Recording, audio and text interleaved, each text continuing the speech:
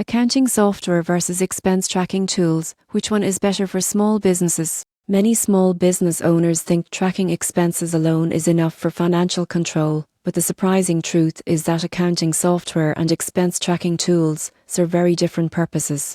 Expense tracking tools like Expensify or Receipt Bank focus on recording and categorizing daily business expenses. Employees can capture receipts, submit reports, and managers can approve reimbursements quickly. For example, a small marketing agency can track travel, software subscriptions, and office supplies in real time. Expense tools are simple, lightweight, and excellent for managing cash flow. Accounting software, such as QuickBooks or Xero, goes beyond expenses. It handles invoicing, payroll, tax reporting, and generates financial statements. For instance, a small business owner can see profit and loss, balance sheets, and manage accounts payable and receivable all in one place. Accounting software provides a comprehensive view of financial health and supports strategic decision-making. Which is better for small businesses? Expense tracking tools are great for day-to-day cash flow management, while accounting software is essential for overall financial planning and compliance. Many small businesses benefit from using both.